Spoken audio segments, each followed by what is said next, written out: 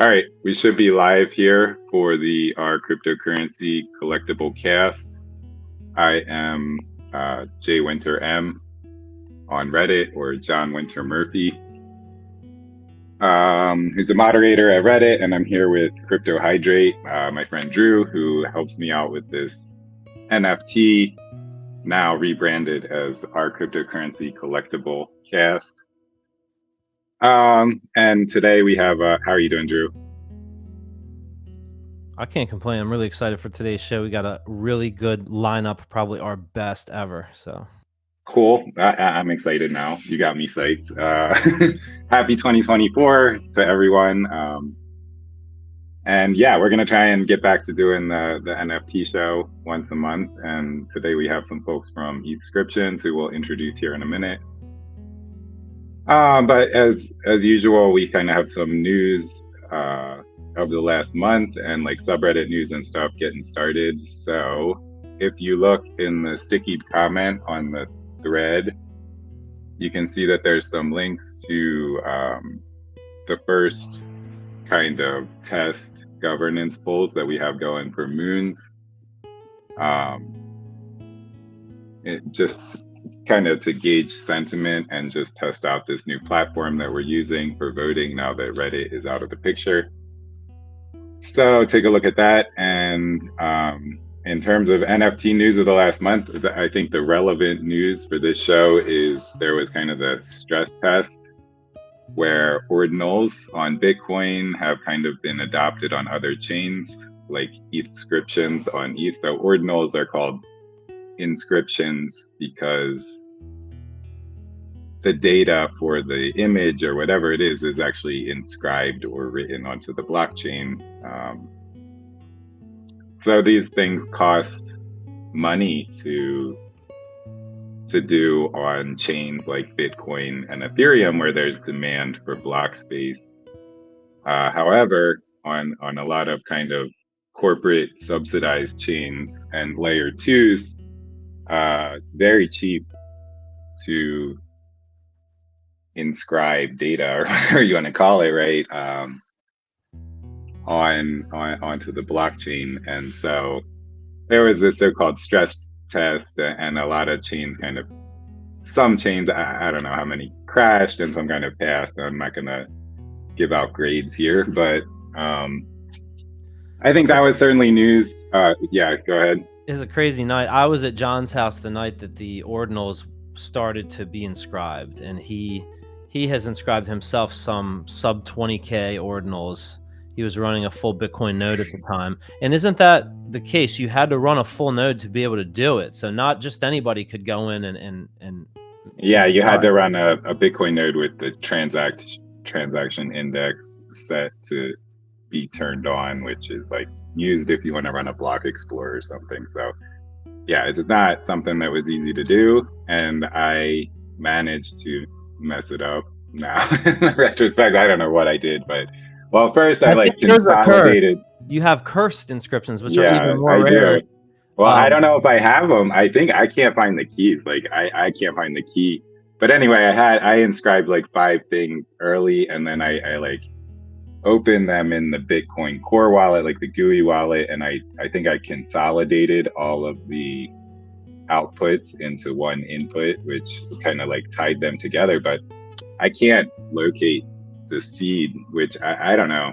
Well, the big thing for me was that frustrating. night, it impressed upon me the importance of doing it early, and so Well, yeah, and I minted. I did mint a couple Bitcoin punks, which I gave away. I didn't even keep them for myself, but once so Tom I didn't get came with nothing the out of it. inscriptions, I was like, whoa, because this is kind of like a redo of what we both experienced in February, of Yeah, that kind of like new inscribing. And I immediately did like some punks and like some other stuff, but I started to think like, what could we do with it? And then it led to the photography. So it's really exciting. cool. Well, yeah, just the other news thing that I had was I saw, well, just in general, like ordinals apparently seem to be like, I would say like the hottest thing on in NFTs of 2023. I mean, we were talking about what we were doing in February, and then I just saw they did about $1 billion in volume on on chain for Bitcoin NFTs last month in Yeah. November 2023. The And I Magic saw, Eden Magic Eden marketplace is really active. You know, they're doing the punks, and then Node Monks is another one. It seems all the yeah, I've influencers heard my friend are Lance getting is behind. super into Node Monk. Yeah, so it seems like ordinals are super hot, and the same concept being applied to other chains. And then the only other news that I saw was like Logan Paul apparently got rugged by his developers, is the story, and he's like refunding everybody now and trying to, I guess, clean his image up a little bit. Yeah, it's about um, time. I think you'll see more of that. I mean, he owns 7% of Prime, so he has the money. But yeah, the yeah, Crypto Zoo refund is underway, and you know, a lot of NFT floors coming up across the ecosystem, which is nice to see. My prediction for 2024 is you'll see some acquisitions, you'll see some IP changing hands, and some of those collections suddenly going from dead to doing really well. So that's one thing to keep an eye on. And you know, going back to inscriptions, so just so I can understand, it's base 64, which is the coding mechanism to take an image and put it into text, and then it's written on a block. Is that correct? And I believe it's the same for Ethereum. yeah. As far as I understand it, it's like you can represent the binary, like whatever data an image or video or anything is in, and represent it as a string of characters in base 64, which is like Bitcoin addresses are expressed in this base 58. It's like a coding system to create like I mean, it's a long number basically. Um, so Love yeah, it. I think it's converted kind of to text and then it's stored directly on the blockchain. But yeah, I'm gonna switch to the video. And you can go ahead and kind of introduce everybody and we can talk more Yeah. about it with the more knowledgeable folks. Love it. Well, first we have Tom Lehman, who is the co-founder of Facet, known on Twitter as Dumb Name Numbers, and I was a big supporter of Capsule 21, which is like an art collective that they had created a year ago. And Tom is leading the charge with ETHscriptions. He was the first person that put a bug in my ear about it. Of course, with the Ethereum Punks collection minting first, there was some that existed prior to him kind of reviving it. But he was the catalyst for all of this activity, starting with the ETHscriptions marketplace and then moving to Facet, where they are trading these tokens. And really exciting. There's a lot of involvement from the Chinese community. Shout out to them. Ni hao ma. Welcome. Glad you all are here. We have Aiden from Ordex. Ordex.io is ETHscriptions marketplace. They also have a launch pad. They recently launched Itty Bits by Jeremy.eth, and there's a lot of trading activity happening there, especially the MF PERS collection. Shouts to the PERS. So Aiden is their chief marketing officer, and he's been so helpful to me as I've been adding my photography collection to Ordex. And then lastly, we have Vaccine.eth joining us via audio. He is heading up the PAMP community, $PAMP, and they are one of the tokens on ETHscriptions. So you know they're changing the game how you can trade NFTs and trade tokens, and the gas fees are a lot cheaper on these marketplaces. It's like a 90% on average reduction, and these guys are all here to tell you all about it. I'm going to get out of the way. So I'd like to start with Tom. Thank you for your time. Welcome. I know you're so busy these days. Facet has been ramping up with total value locked, I think, into the maybe 8 or 9 figure area, and you have had a hell of a year. So without further ado, welcome, Tom. Thank you. Yeah, really appreciate it. Great to be here. I'm Tom. I go by Dumb Name Numbers on Twitter at Dumb Name Numbers. You can follow me, formerly Twitter X. I'm also Middlemarch is my ETH name, and yeah, it's great to be part of this community. You know, I think one thing I always like to ask the question is kind of like, okay, what are we doing? Is it base 64? How does this thing work? Who am I? All this kind of stuff. Like, do people care about this, right? Like, what do people actually care about? And to me, a big question is, what is the point of any of this? Like, why are we here? Like, are we here to talk about, you know, NFTs or these crypto? You know, we're here to talk about a bigger thing, because if you're involved in any of this, you probably care at least a little bit about a bigger question, which is how can we live without corporations controlling every part of our lives. And, this is something that I think is kind of a scary idea, because we every day give everything to these guys. You open your iPhone, you give all the information. Google controls every part of your life. In my former Web 2 experience, I was the co-founder and CEO of a music website, a lyrics website called genius.com, and lots of drama with Google. And what I learned from all of this, and what I think all deep down, is that good luck, because if your interests diverge from Google, you're going to lose. It's like, can you beat the #1 chess person in the world? No, you can't beat Google. And so, count your blessings while you're still on Google's team. But if you don't, you need another way, a way that you can escape. And so to me, whether it's Ethereum or Bitcoin or whatever, these are systems that at least are trying. They draw a lot of criticism. Thank you for coming on, Tom. And just to kind of describe your audience here a little bit, I would say there's definitely a subset of people who care about that, and there's a subset of people who do care about the technical details of basic C4. Those are probably a small minority, and probably the majority are really just interested in like pump my bags, crypto mentality. But yeah, for sure, there's a lot of people who care about stuff like that around in this community. And yeah, thank you for coming on, and please continue. Sure. Yeah. Well, look, I mean, I like to think, and look, I like pumping bags, money, whatever. I like to think that even those people among us who are really into pumping their bags, in the back of their head, they like the idea of being free. There are a lot of ways you can make money and not be free. And that's why I like this area, is you have some shot, and it's cool too, because it's all happening around us. So anyway, the point of the story is it's all great stuff, all great to pump your bags, all great to be free, but it doesn't work. It's too expensive. It doesn't work. And it's guaranteed to fail. Basically, I would say, like Ethereum, no one believes Ethereum could ever work. People have different ideas for how to solve it. And our idea is to try to solve it in a way that's a little bit of a life hack, a little bit weird, and we can get into the technical detail. It's a little bit weird. It's not how Ethereum was supposed to be used, but it has one benefit, which is a way to solve this question of making Ethereum cheap enough to use without ruining everything that makes it feel special. Okay. And so if you are doing another thing, the big major approach here, championed by the top people at Ethereum, which is to join some corporate chain like an L2, where the overlord basically controls it and can shut it off any time. That's the other solution. I don't think that's such a good solution. Yeah, thumbs down, thumbs down. And if you're trying to pump your bags, you probably don't want to do that either, because if you have a bag on an L2 and the L2 shuts down, you lose it, right? Like, this is a weird question, like, that no one likes to be asked. What happens if an L2 shut down? No one knows. Okay, so we're interested in technologies that cannot be shut off, that might not have the shiny corporate sheen of an L2, but are actually trying to scale this thing for real. And so that's what ETHscriptions are about. Facet is building on top of ETHscriptions to make it more capable. But the fundamental idea is make Ethereum cheap, make Ethereum accessible. It doesn't have to be Ethereum. It can be anything else. I'm into Ethereum.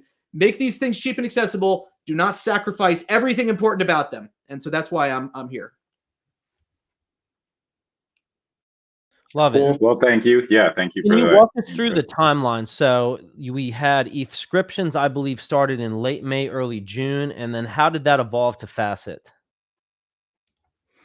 Sure. So basically, Inscriptions came out, and so my background, I've been doing crypto stuff for about 2 years, and yeah, can you please actually, can you start with when you from Inscriptions to ETHscriptions, and is there any technical difference between the two of them when you're getting started here? Sure. So yeah, just the reason we're giving that context is I was very steeped in smart contract culture. Okay, and so if you like smart contracts, if you write smart contracts, you hate Inscriptions. That's like rule number one. And so the first time I saw Inscriptions, I thought, this is the dumbest thing I've ever seen in my entire life. Okay, here we go again with, another right thing. Smart contracts are the home base. They are the sacred thing, and you must love them, and worship them means hating other things. So this was my reaction to Inscriptions. I tried to inscribe a punk, but I kind of messed it up. Wrong wallet thing happens a lot. And I shut it out of my head because I was very biased and closed-minded. And then in June, I was kind of like, wait a minute. Maybe I want to look deeper into this so I can figure out exactly why this is the dumbest thing ever, not just assume that. So I set out to write a Medium article and really prove it to myself that this was really, really bad. And I started writing this thing, and I was like, wow, I can't figure out how to put this into words. And then I was like, maybe it's not true. Maybe this is actually not a bad thing, but it's like one of the most revolutionary developments in blockchain tech basically ever. And then it kind of occurred to me as a joke. I was like, I tweeted this. I was like, I'm shocked no one's ported ordinals to Ethereum because I thought it'd be funny. Even when I liked ordinals, I didn't think anyone would ever use it on Ethereum. I mean, you have smart contracts. So then I started like thinking about it.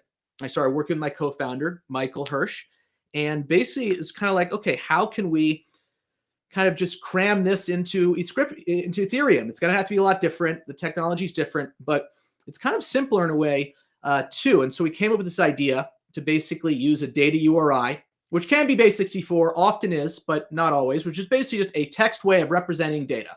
So like you can represent text with text, that's easy, but how do you represent image with text? And so data URI is encapsulating all of this stuff into one blob of text. You can do anything. And so it's like, okay, well, that's the format. That's a super simple format. And everyone doing on-chain traditional smart contract NFTs knows this. It's a normal classic thing. And it's like, where does this go? And it turns out there's a field in ETHscriptions that is the field that you use. It's called call data or input data. It's the field that you use to give a smart contract instructions. Okay, and so the idea was basically instead of using this field to give a smart contract instructions, let's use this field to give something else, quote unquote, instructions. In other words, sending it to someone who's not a smart contract, and instead of instructions in this field, putting data. And that data is the image or the text or whatever is the data URI. So it's kind of this life hack of putting it in that field where it wasn't meant to be, and yet it allows you to make it, a lot cheaper. So it's not exactly how Bitcoin works or the inscriptions work on Bitcoin at all. But functionally speaking, it's the same. And by that, I mean you can determine who owns what, right? So the protocol is basically you create a thing and you assign ownership to that thing. And anyone using just the blockchain can figure out the state, meaning who owns what. And once you have that, you can start trading these things, these digital artifacts, as they're called in inscriptions world, which I And that's an like that indexer that's doing that part that you're describing now, correct? Right. So indexer is the sort of umbrella term for looking at the blockchain and making inferences about it that would be too hard to make in real time. So there are some inferences in the blockchain that are easy to make in real time, like to say who owns an NFT. That's really fast.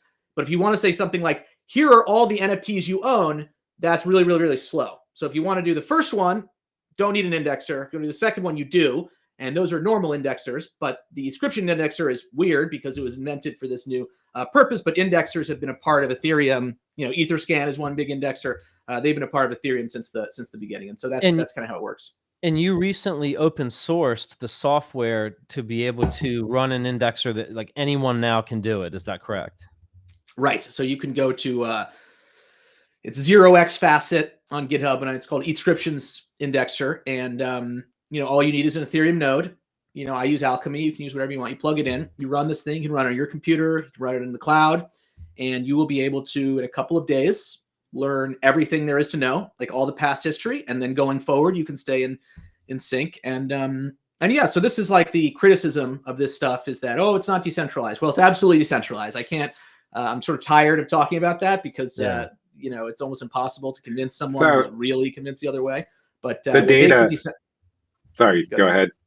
I was saying, I think you were saying the data, the core data comes from the node, Ethereum or Bitcoin. So that's decentralized by definition, right? If you don't believe that's decentralized, and the JPEGs are on chain as base64 data.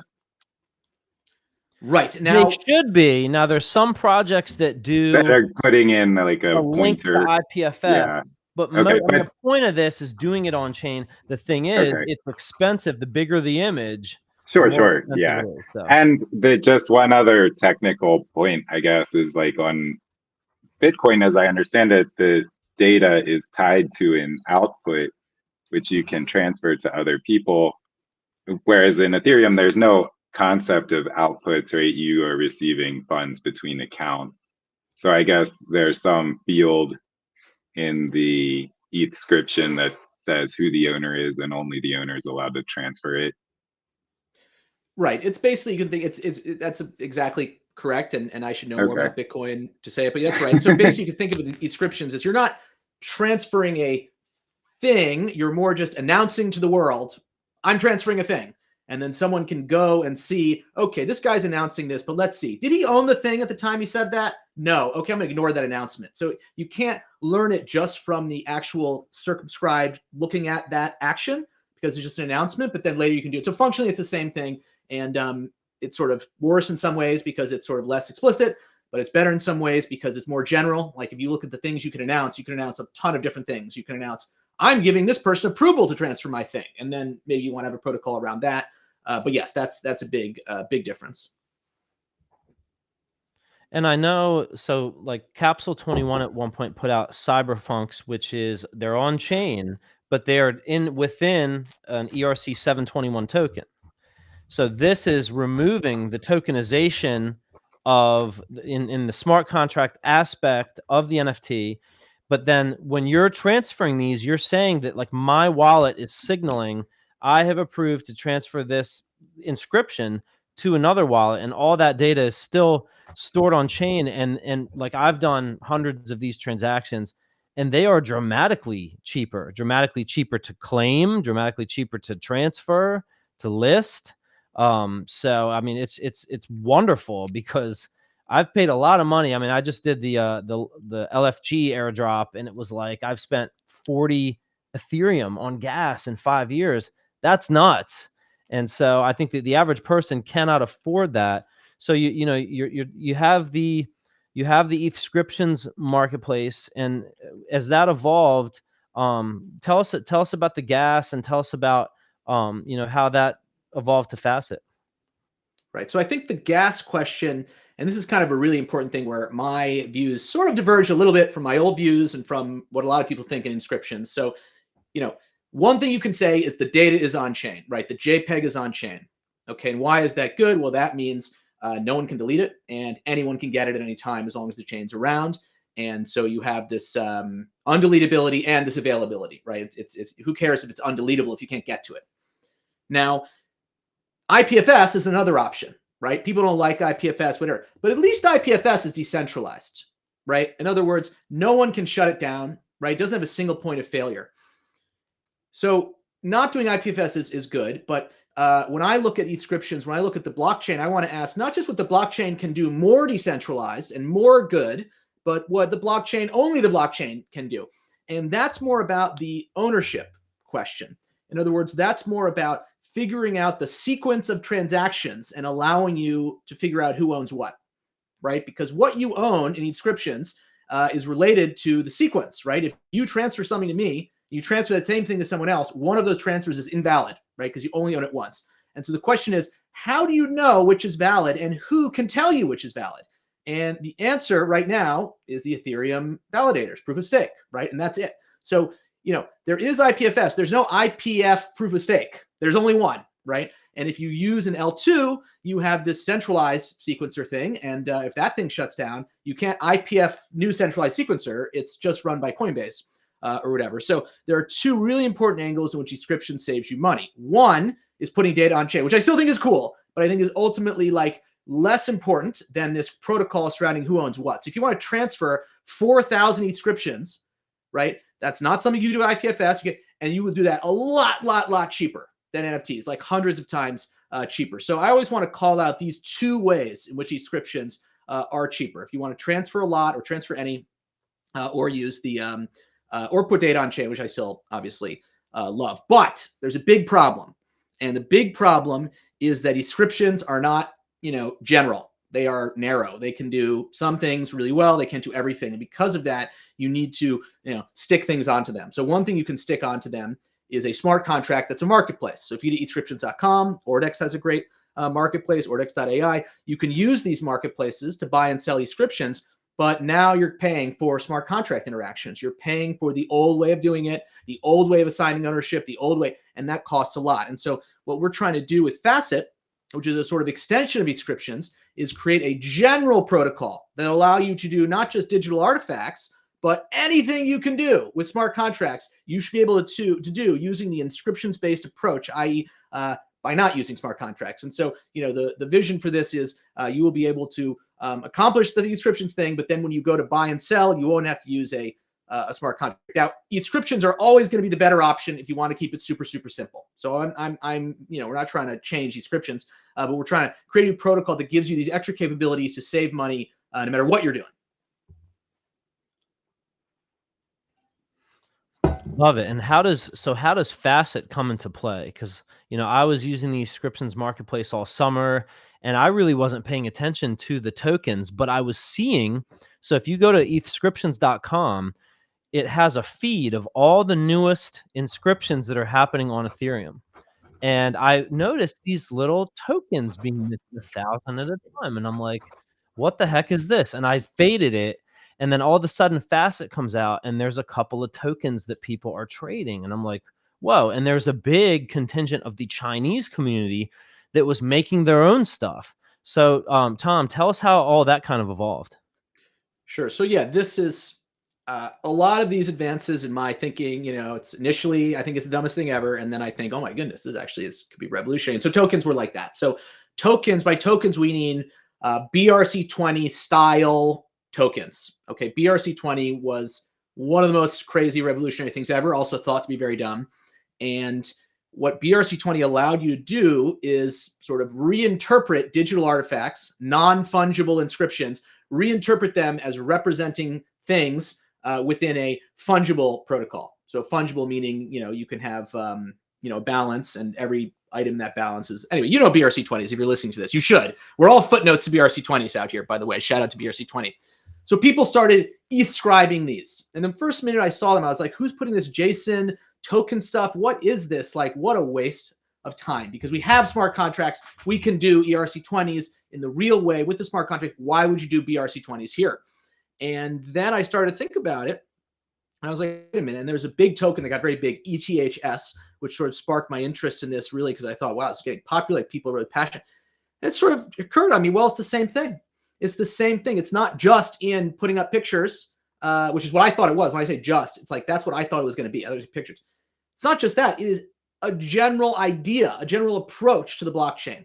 And when I looked at the tokens, I saw a big issue, though, because, and if you look at BRC20, I feel like you see this as well, where it's really hard to take an existing protocol and cram new things onto it. So, if you have ETHscriptions, which wasn't designed to represent people's balances and then represent the ability to trade things in any individual number of these tokens were in units, like units of 1,000, units of whatever. How can you have a DEX? How can you do loans? How can you do all of this stuff by grafting it onto a protocol that was not intended for this? It's really hard.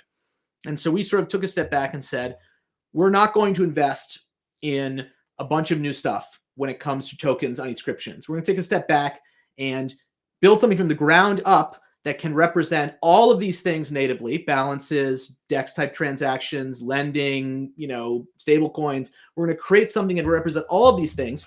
And we are not going to try to infinitely complicate ETHscriptions to do that. And that was Facet. And the idea behind Facet is really simple.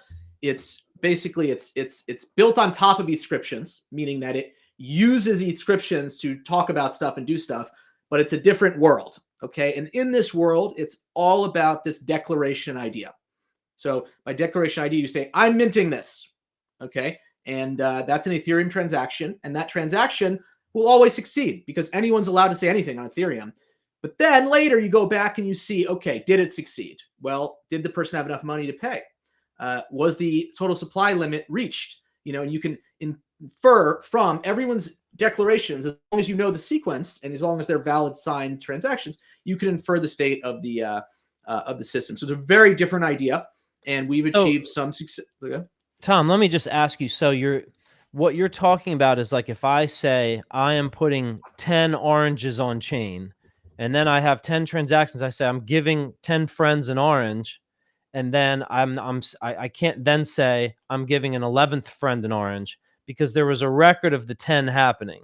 So if I try to do the 11th, it says, hey, you only said there was 10 oranges of this type, and so you gave 10 away. You don't have the right to make another because you said in the beginning that the supply is 10 and not 11.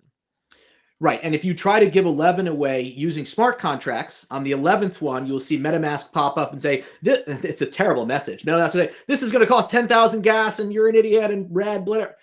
Weird that they do that. But MetaMask will pop up. And the reason MetaMask can pop up is based on the Ethereum protocol. They can simulate the thing and use smart contracts, and it'll all feel, very clean. And you'll basically be able to, it's more built in, right? Our version, at least today, MetaMask won't pop up. Right, you have to do a separate tool, which we have, and it's going to be good, whatever. But it's not like as built in. You're allowed to say it in the Ethereum protocol, but after you say it, people will be able to determine whether you gave away too many, and you can still figure out before you say it, but it's just not built in the same way. Like, look, don't get me wrong, smart contracts are better. They're just too expensive. So it's like, you can afford them, you probably should use them instead. This is more for everyone who would go broke.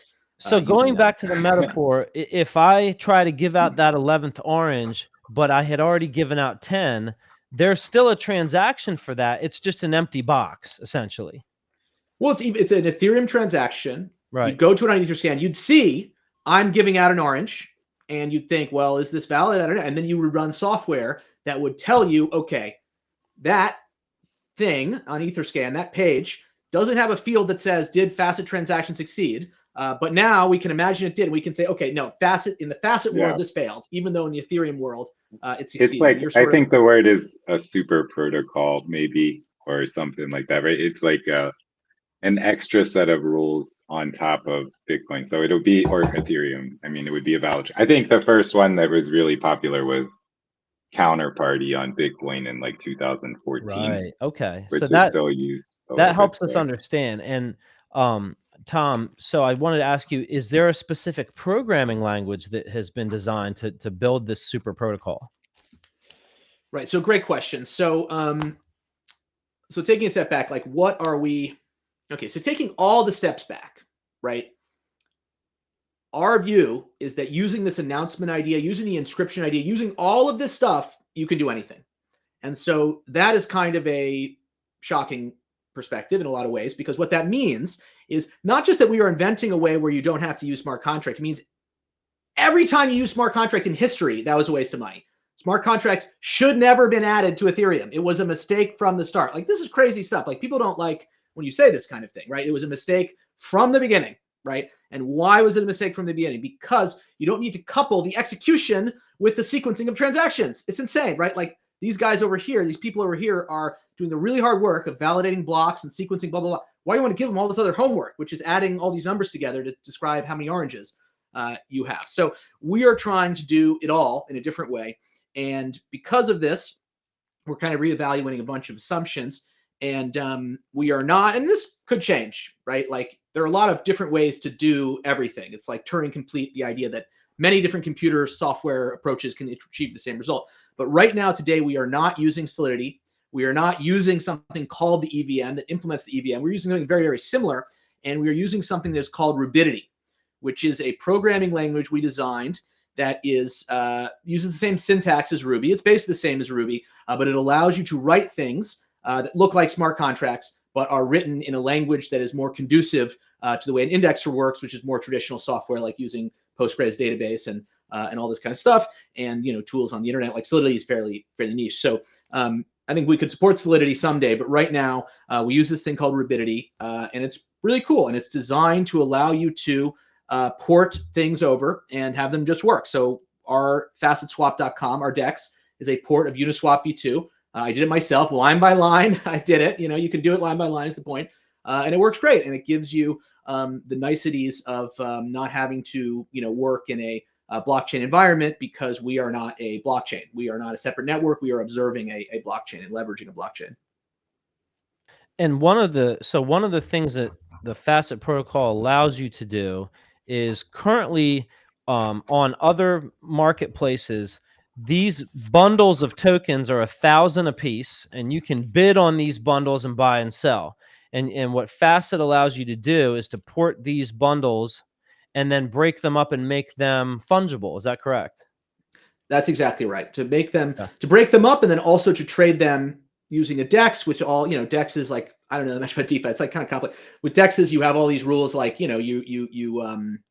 can break them up, but you can also always sell them at a price, because this is an automated market maker thing. So even if you had a centralized exchange, you break these up, the order book model is a real challenge. You want to be able to match yourself to the beauty of the DEX is you can always find a buyer, you can always find a seller. And so you have that combination where now you can sell or buy any amount at any time. And that's what we come to expect in the world of normal Ethereum, but now we get it with the ETHscriptions world. So you could deposit, let's say, one bundle of PAMP tokens of 1,000 onto Facet. I could, with my day trading skills, trade up to 2 bundles worth 2,000, and then I could withdraw that from the protocol, and I would have 2 that I could trade outside of it if I wanted to. Is that correct? Well, PEMP is a native token. Okay, so taking a step back. So how does Facet work? So Facet is a distinct world, right? Like if you have a smart contract and a Facet contract, there are limited ways where they can talk. Smart contracts can talk to Facet contracts, not the reverse. And also Facet does not support ETHscriptions assets natively because we are trying to build a new, more flexible thing.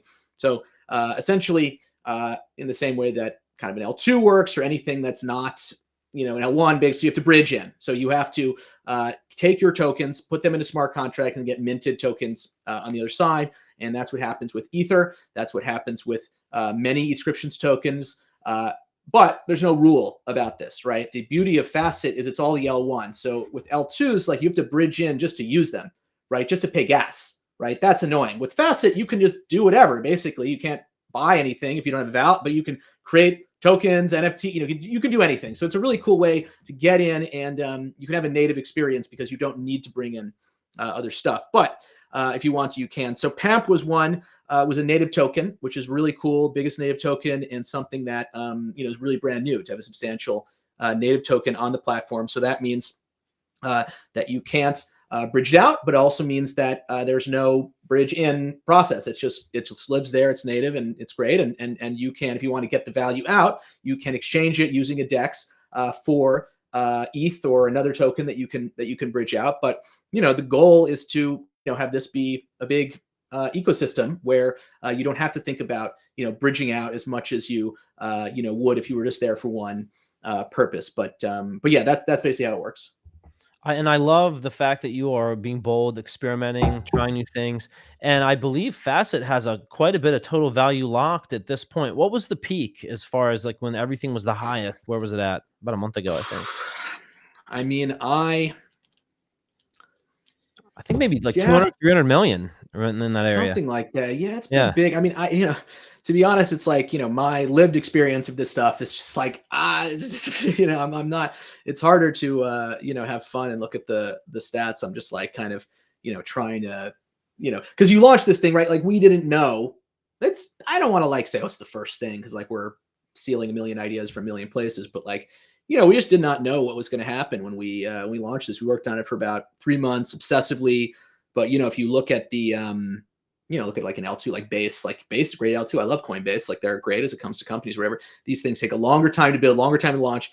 And so we didn't know what to expect. So it's been, just keeping track of like making it scale and, making it clear how it works and all this stuff has been quite a journey. But yeah, we've reached a pretty high TVL at times. It's been a great year, and I've seen you on the circuit talking to OKX, and you're hitting all the shows. And I know that there's a big Chinese contingent. Can you tell us about what's going on with OKX and then what we could expect next from Facet? Sure. Yeah. So OKX, they have been amazing partners. So they are the first. They're the first. I mean, a lot of people have taken an interest in what we're doing, but like then it's like, okay, who delivers, right? So OKX really, really, really delivered. They released an update to their wallet, which you can use. It's a Chrome extension, which I use, and I haven't downloaded their app yet, which I should, but I don't really use it on my phone that much in general crypto, but you can try their app out too. And basically, it's a look into the future because it is a way of really delivering what we are talking about here, which is the idea that no one has to know, right? Like it's fun if people know. It's fun if ETHscriptions is a cool crew of like cool people, but ultimately no one has to know. And what that means is if someone's looking over your shoulder, which you shouldn't let them do, right? It's crypto. But if someone's looking over your shoulder and watching you use the computer and use crypto, they will not be able to know if you are using smart contracts or Facet, except when they look at your bank account, basically. And so OKX really lets you do this. You go to OKX, you see your Facet assets in there, and they look just like normal assets in a wallet, and you can send them, you can do stuff with them. And so that's been just a really, really cool experience. We're helping them, deepen that, enhance that. And then, for our future, that's a big part of it. For one thing, just making it feel normal. Like, be honest, doesn't feel normal now. Like it's first month in, whatever. Like, we got some real work to do. We got to document it better. Got to get more developers involved, and then we've got to expand. We are really asking people to come on and build their own stuff. And, we have no power in Facet, right? Like this is a decentralized protocol. Like we have no power, we have no knowledge. Everything's open source. and whatever. I mean, we have some knowledge because we built it or whatever, but like if anyone wants to come and compete with us and beat us, they can do that because we have no way to kill them or whatever. And so that's kind of the point. So want to bring people on even if they compete with us, but we're going to build apps. We're going to be expanding into NFTs. And that's really important because we need to make money, and we do not make any money from the protocol, right? And L2 makes money by front running its users, right? Like this is crazy, but that's like it's already good. What's your guys' website or GitHub? So GitHub is github.com/0xfacet, FACET. Okay, 0xfacet.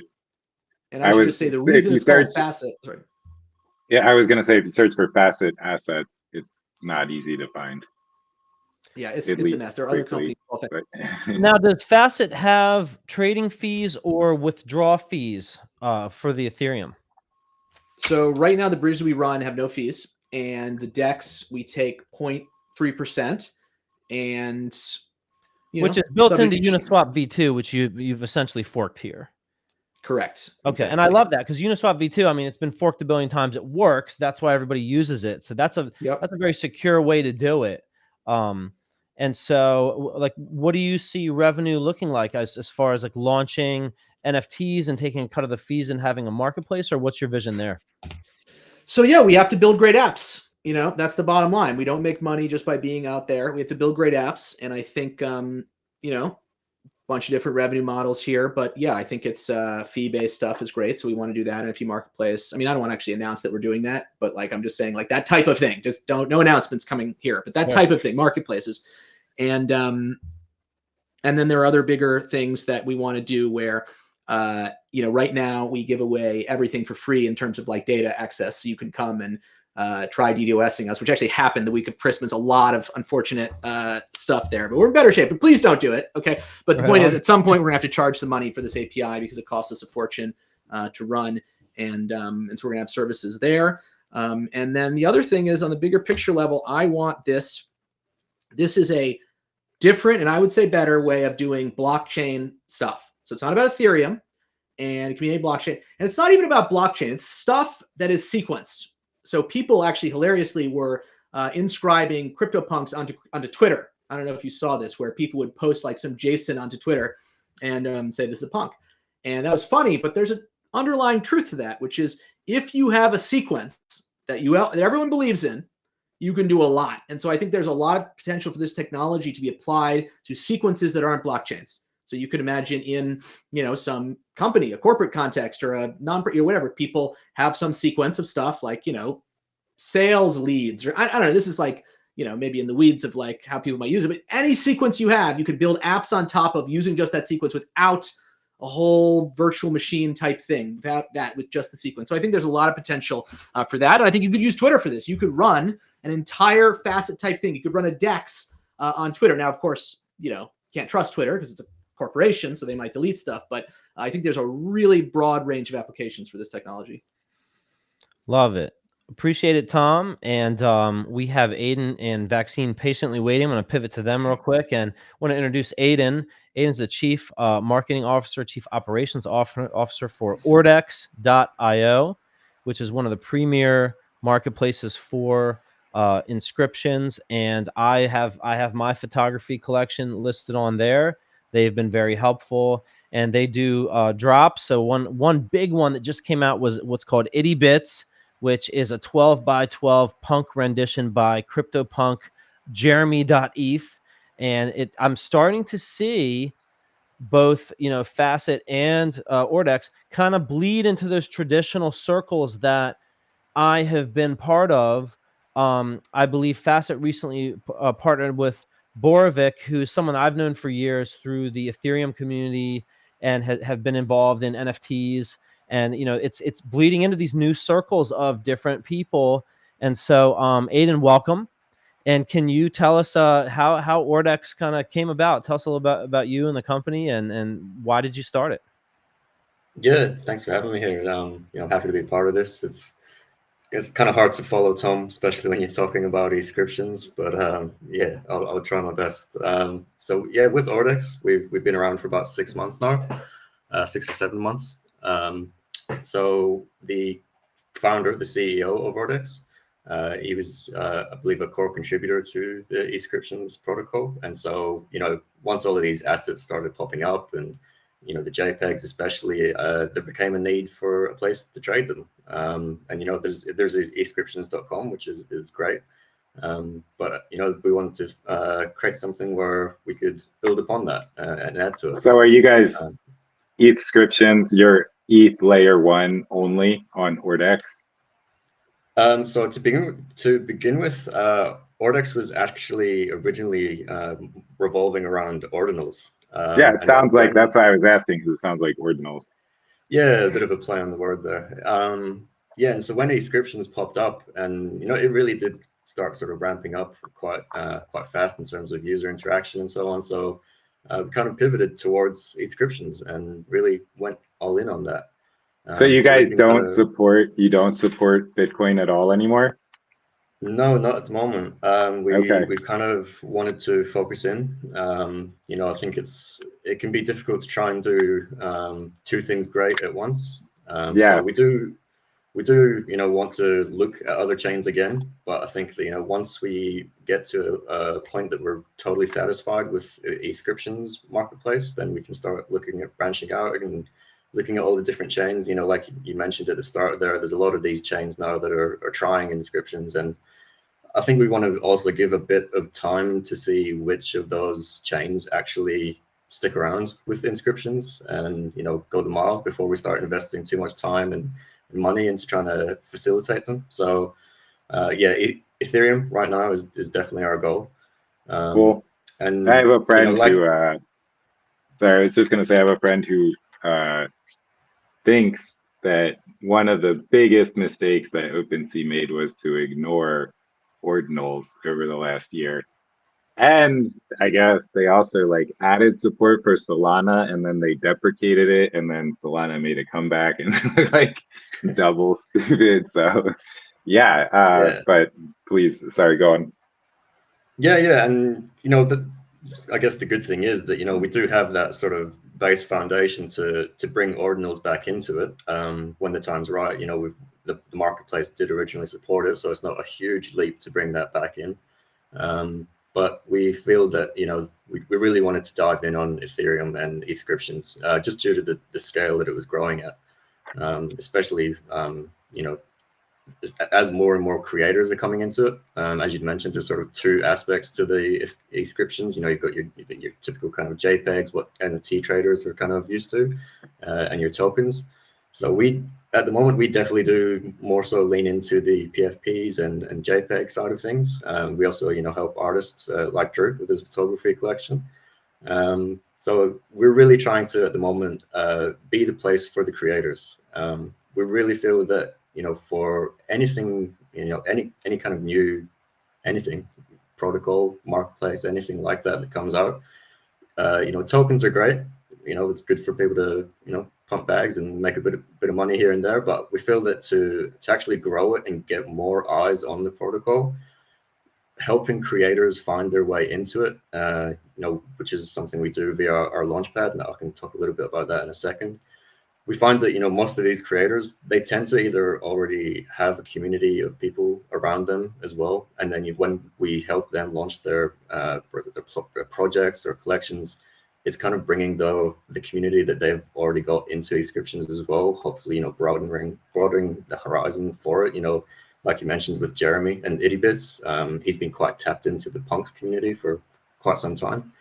And so we saw big interest over the past week coming in for that. It sold out quick, didn't it?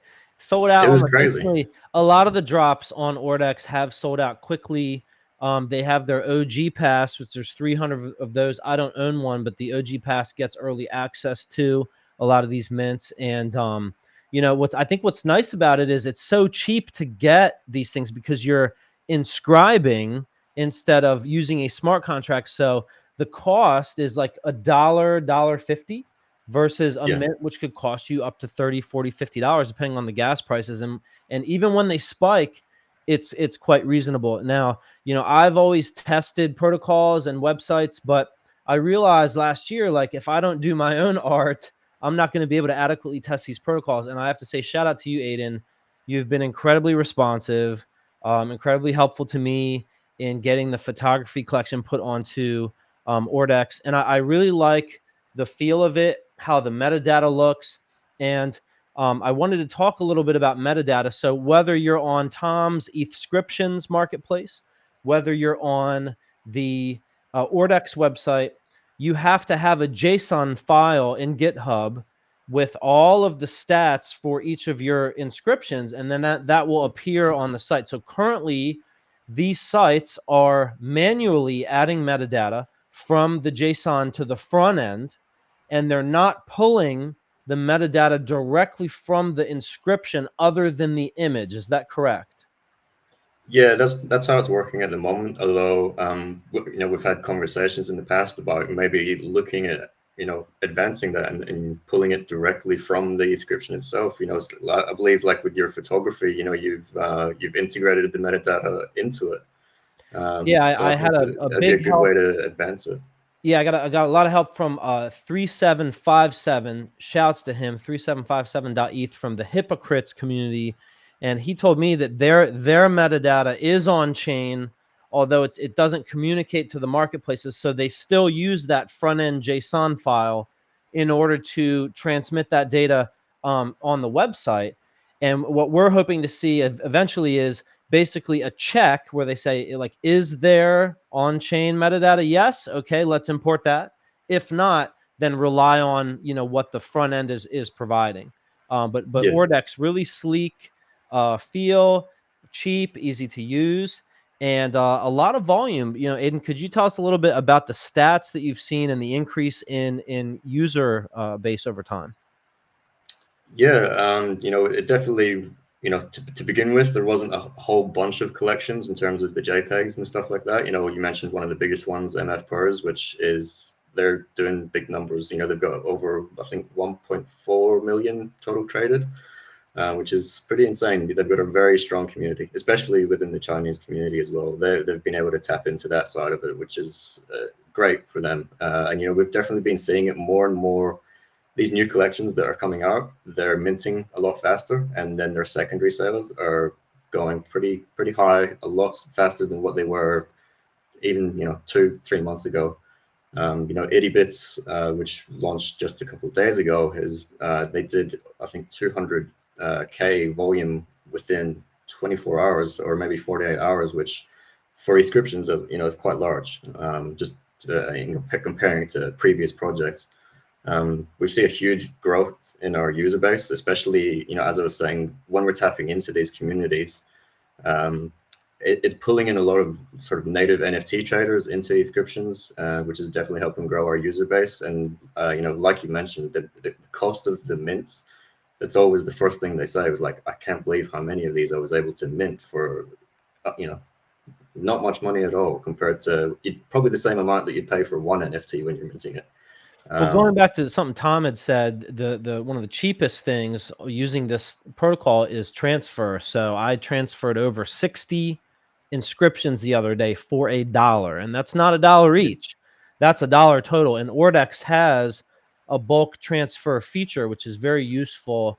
I like Ordex because of the feel and the things that you know, the tools that you have. So really excited about that. So the heavy hitter is like PERS. There's the ETH punks. And then there's some additional marketplaces coming out from folks that aren't here. Chopper Dad from the Funks community is putting out the Ethereum Funks website and marketplace soon. So that's something to keep an eye out for. And, you know, I celebrate all the marketplaces, want everybody to win. Each marketplace is doing things differently. So Ordex has an off-chain signing mechanism, so you can list for free, where, you know, the Ethereum Funks marketplace, you'll have to pay to do the on-chain listing. Some sites like Maker's Place still use that, and it's just varying degrees of decentralization. So Aiden, can you tell us what is coming next for Ordex?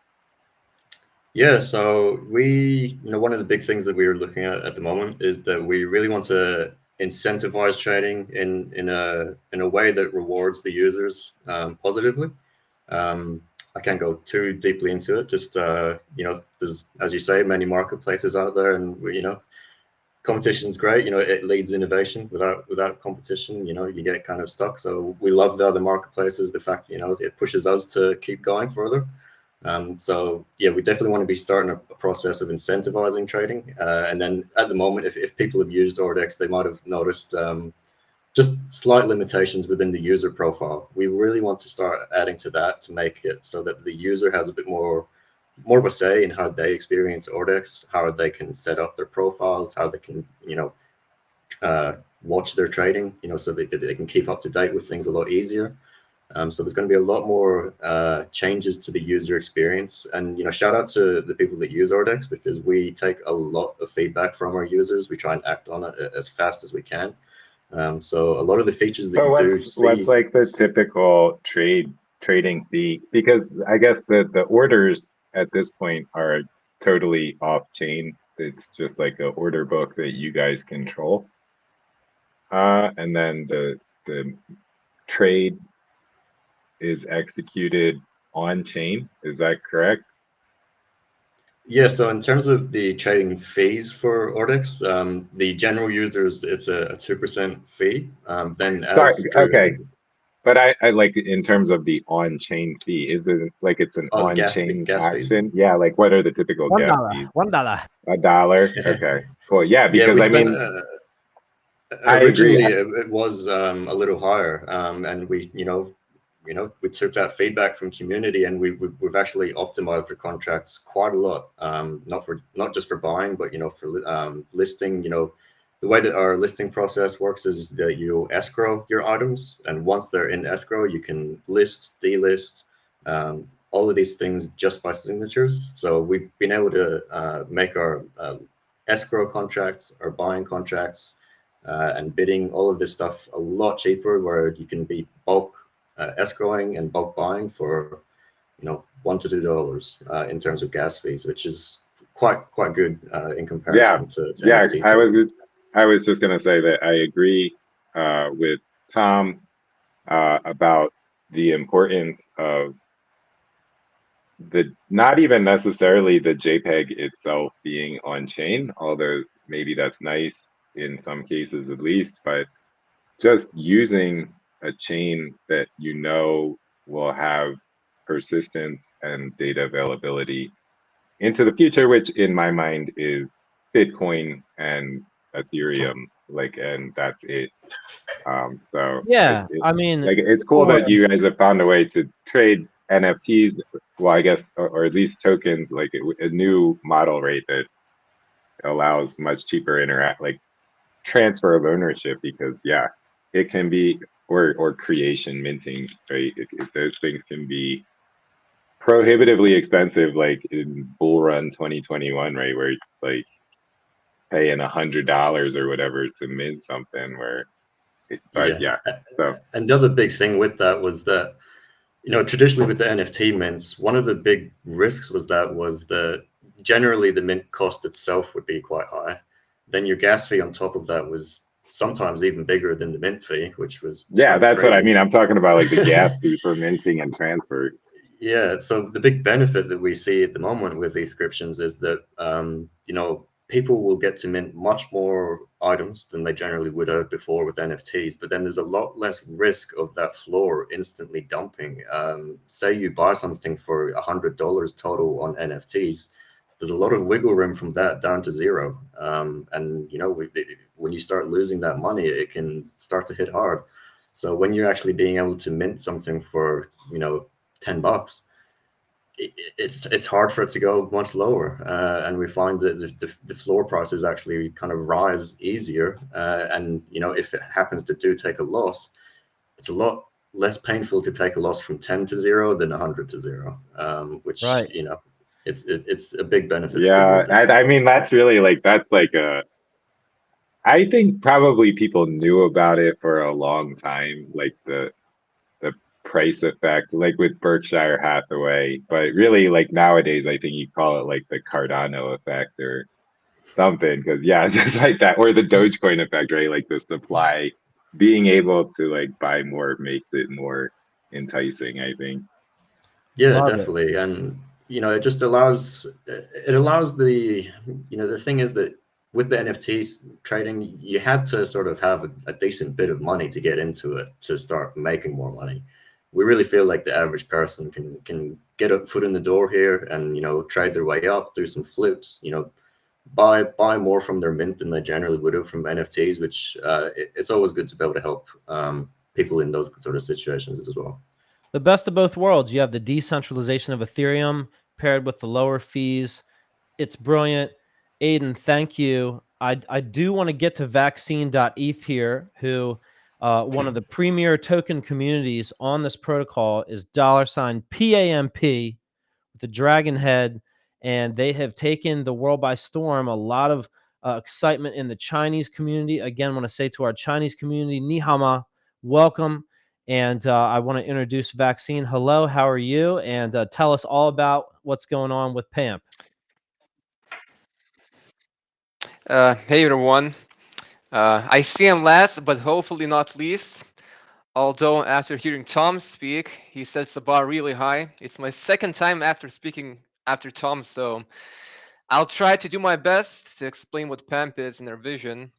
So basically, Faceless Swap is launched more than a month ago, and we knew that for Faceless Swap to be what it is envisioned, a revolution for Ethereum, a new way to trade tokens, there needs to be a token that can make it go mainstream. Through marketing and development, we have ETHs, which is like the biggest token on ETHscriptions. It was bridged to Facet Swap, but we wanted to create something that's big and built natively for Facet Swap. And that's how we came up with PAMP and decided to launch it. And I have been in the ETHscription space since day one, and I would say that the tokens that you see in the ETHscriptions and ordinal spaces aren't really tokens. They're more like NFTs because you can trade them in batches of 1,000. They're non-fungible. They do not have a liquidity pool, and the people that trade them mostly haven't really been exposed to the smart contract style of tokens that you see, for example, on Uniswap.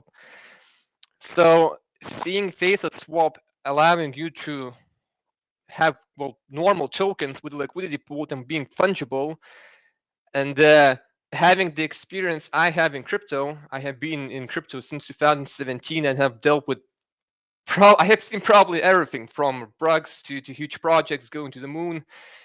I just wanted to create something for these people that haven't seen a real token, how it performs, but do everything in a legitimate way, and just provide value to the community and help Facet Swap grow. At that time, I was.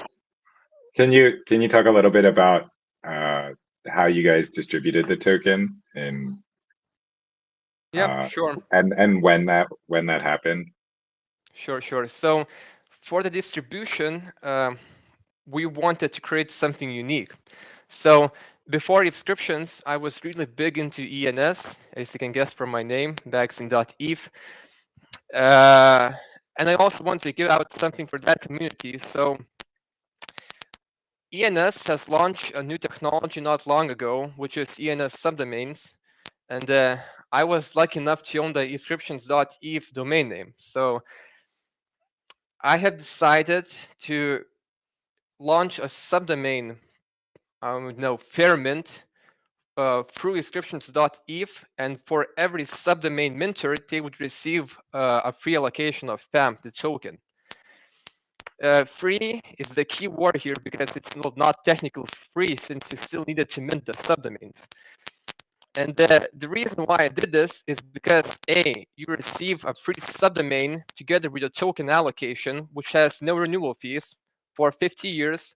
So I would say that 50 years is pretty much for eternal, and you also plan to be in crypto for more than 50 years, then you probably need to extend it. And this was also done to bridge out to other communities because ETHscriptions in general are in the bubble.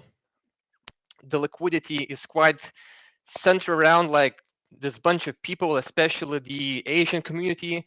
and I just wanted to get more people into ETHscriptions and then for them to understand how really bullish this technology is. And that worked wonders since we actually partnered up with ENS.vision. They created a special way for us to launch the minting process. They were very helpful, and the mint was a major success. We actually spiked Ethereum gas from 30 to 120, and we minted out all the 70 minutes in like 50 minutes, and that was also because Ethereum in general takes time to confirm the transactions, and it was congested. Very exciting. So, you know, the PAMP community has a Telegram, and there's a lot of active users in China. Can you tell us how that kind of symbiosis works between the ENS community and then the Chinese community? Now, I know that the Chinese are very heavy into the ENS digits, and they were like a contingent of that. So tell us how those communities kind of complement each other.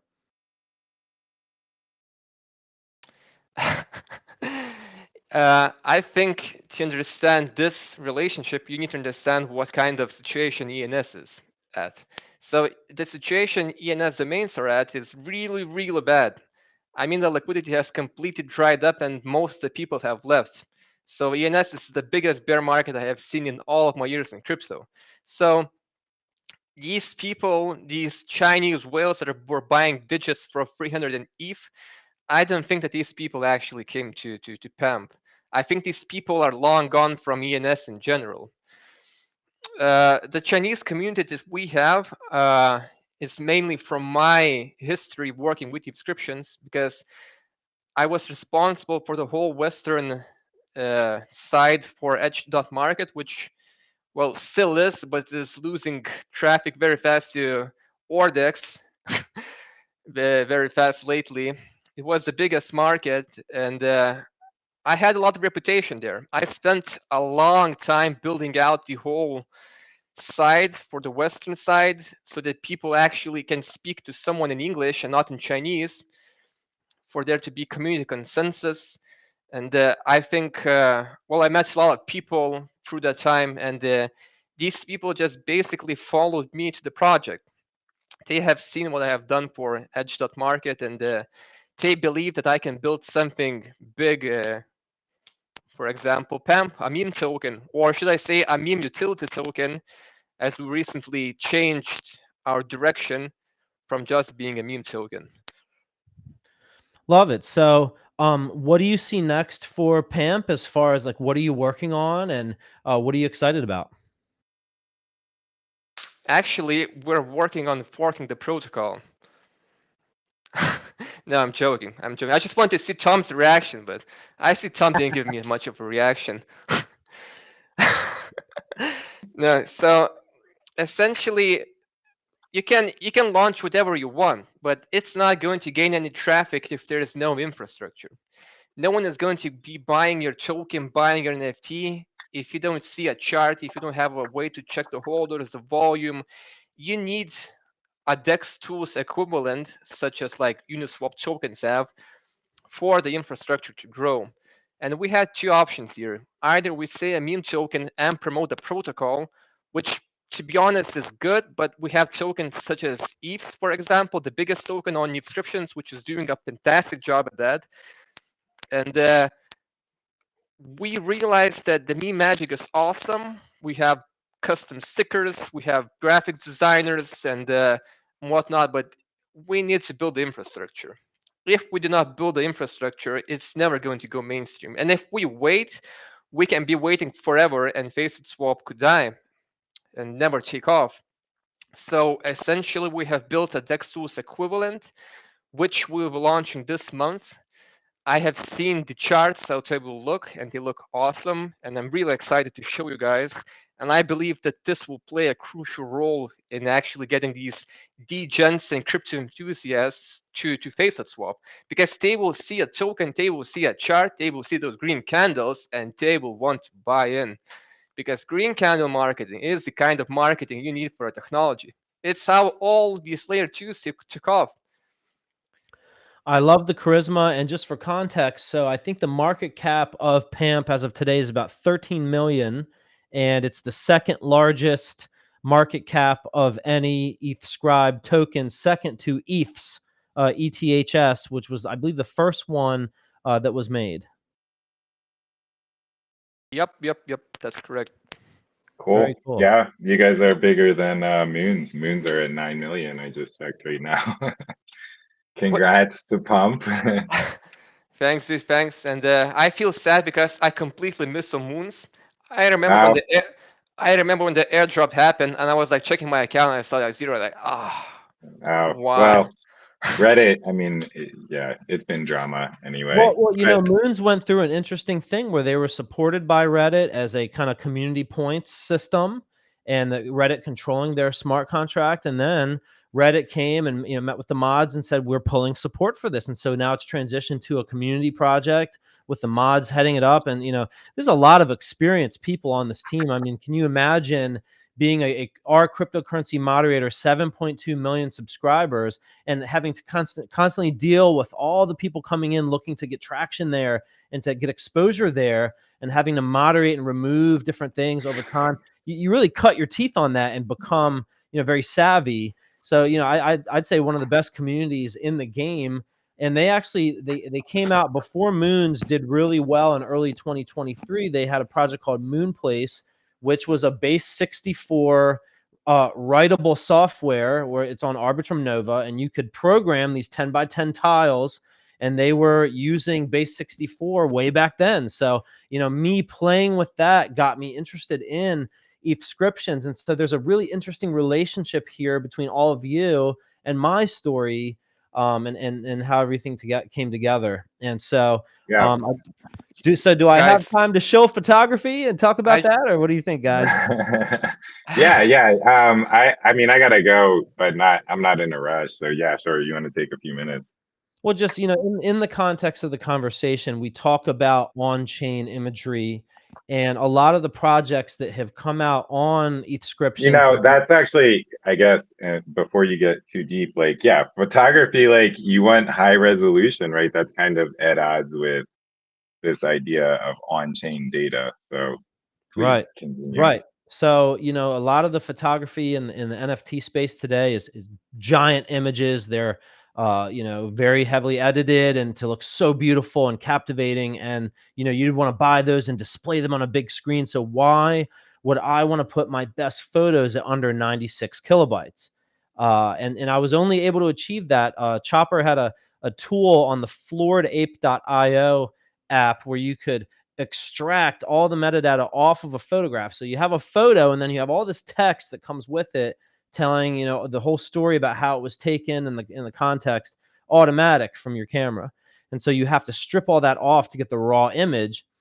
And so the larger, which, just for listener note, that's called EXIFs data, EXIFS, I think.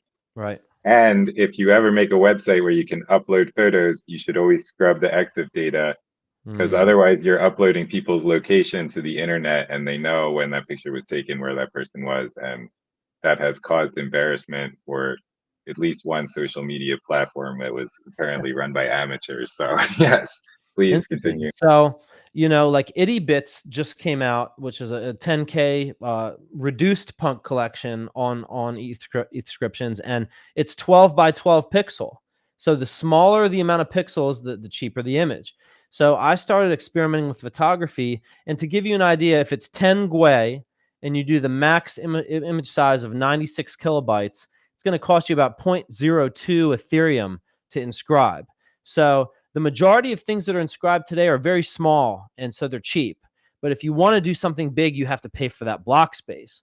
And so part of the motivation of what I'm doing is actually historical preservation. I'm doing it as an experiment to try to then get people to really write their stories and put their big images on chain that they never want to be forgotten. So, you think of with ETHscriptions, once the NFT is inscribed, I mean, they call it an NFT, right? Once it's inscribed, it's much cheaper to transfer that NFT than it is for like a typical ERC 721. Is that correct? Right. So like if someone got one of my photos, it's still $1 to transact it. It's not, the file size does not impact the transaction once it's sent. It's just that initial writing it on chain that bears a large cost. And And so they will be even cheaper with Facet protocol as well, like even cheaper than just ETHscriptions. Tom, you want to take that one? Are you clued into that? So he's asking about trading fees and even the creation of transaction fees. Yeah, transaction fees and trading fees for ETHscriptions is much less than ERC 721 or ERC 1155. Correct. And Facet is even cheaper than ETHscriptions in terms of trading and transfer fees. So if you purely want to transfer, well, okay, so it depends. So ETHscriptions, the main drawback, if you can call it drawback, of ETHscriptions is that it's very simple. So if you want to do something complicated, you can't really do it, or you have to cram it in. But for what it does really, really well. So some contexts, it's going to be a lot cheaper on Facet. Like for example, on ETHscriptions, when you transfer something, you refer to it using the hash, which is the ID, which is the transaction hash, in which it was created. Anyway, it's a 64 character string. And so in a lot of cases on Facet, you convert to something with like a number, 5 or 1,000 or whatever. So it'll be faster there. But both will be fast. The main advantage of Facet is, for example, like a marketplace, be able to transfer it on your behalf, like in ETHscriptions, like that type of functionality. Gotcha. The cost. Both very cheap. Both great. Cool. Thank you. Love it. So, just to finish my point, what I'm doing on Ordex as an experiment, me being a journalist, aspiring photojournalist, is to get my most memorable photographs and moments inscribed on chain. And then in the metadata, so you have the gas cost, the Ethereum cost, the image dimensions, all of these different things that you don't usually see in an NFT's metadata. And the reason I'm doing that is because they're on chain, and I want people to understand the cost and the process that went in. So I have a raw file size data. I have a inscribed photo size category, and then the gas cost, and that's all to help you understand what went into creating that image. And then what I've been doing lately, and I had the help of 3757 from the Hypocrites community. He helped me scrub the image and then re-add the metadata. And of course I can now do it myself, but now I have actual images, not only with the image, but there's a small bit of data, about 2 or 3 kilobytes reinserted in order to tell that story. And that metadata is exactly the same as what appears on the Ordex site on their front end. So currently it's pulling from the JSON on the front end, but I hope in the future the marketplaces will check those images. And so my path forward with that is I'm showing it can be done, and then I'm trying to bring in my contacts at National Geographic to then start to put their stories on inscriptions. And I had a call this last Saturday. I have a commitment. We're going to be doing it with Doug Menuez, who he was in with Steve Jobs before he worked with Apple. He's got some of the best photographs in the world. I used the digital camera in the 80s when it was really new from Sony. So I'm just trying to blaze a trail for creatives to take this to the next level. We've seen PFPs. We've seen some stuff that's kind of fun and off the cuff and not too serious, but great for a DGen to rock as their Twitter profile. But I'm trying to appeal to the big art collectors in saying this image is not stored on IPFS, although decentralized, you still have to pay a bill, or it's not stored on AWS, which again, that's a private server. This is something that's stored on chain on Ethereum forever. So maybe not putting things on there to market and sell, but putting your best work on there to preserve you and your history as a creative.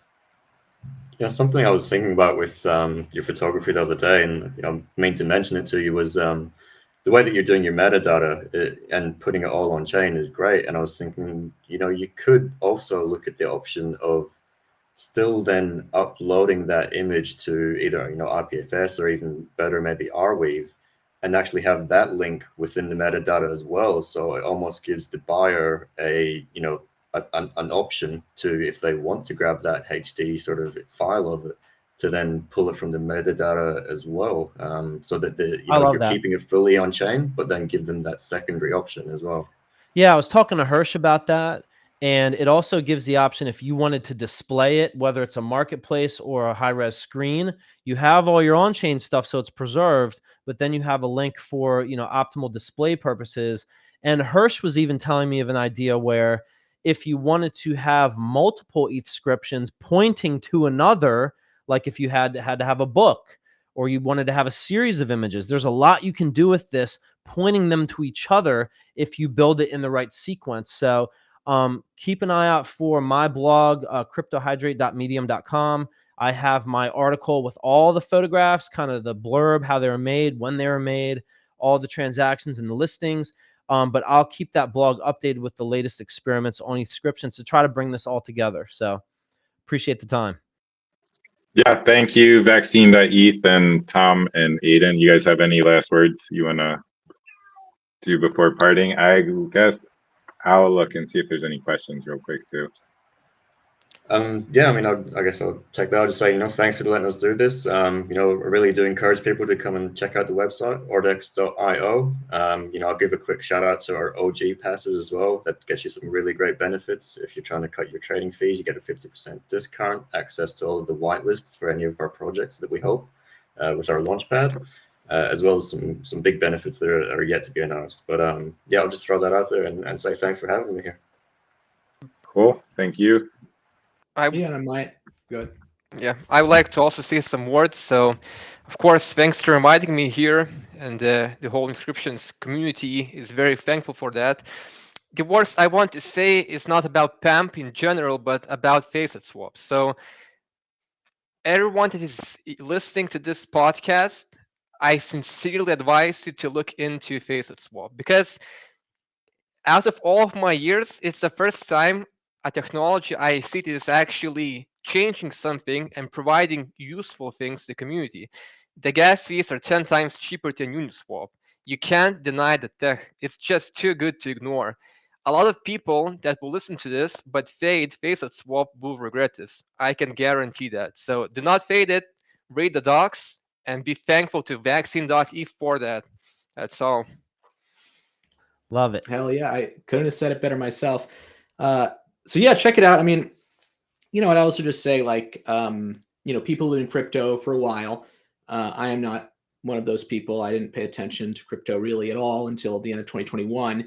And when I first got here, I thought, wow, this is amazing, but I'm just going to take it all in. Like, it's already rolling so fast and it's already, people got it all figured out. And I think that's true. It's good. And I did, learn a bunch and focus. But, if you're in that position, let me just tell you, it's not the case. Not only have things not yet been figured out, but to the extent they have, they are going you should think for yourself, but in my mind, a very bad direction. So if you want to be part of the future of all of this, you're going to have to figure out how to do that. You can be part of it. And it's sort of a scary thing because no one knows what they're doing, basically, no matter how much, how many ZK proofs they talk about. But it's an empowering thing, too, because it means you can have an impact. You can do some stuff. You can also pump your bags. So I encourage everyone to, if you're listening to this, you're doing a good job too. If you're watching it, even better. But yeah, it's the future is unwritten. So go get them. Thank you for those wise words of inspiration. I appreciate going out on a positive and inspiring note for sure. Yeah, I'm all about going out and doing things and building stuff. And so it's cool to have you guys on, building new stuff and trying to make things cheaper for folks using Ethereum. And thanks everyone for listening. We should be back hopefully the first Monday in February. We'll see. We skipped January 1st this month, and I think we skipped December altogether. I'm not going to comment on that, but should be back in the first Monday of February, hopefully. And yeah, Happy New Year, everybody, and we'll see you soon. Thanks again, guys.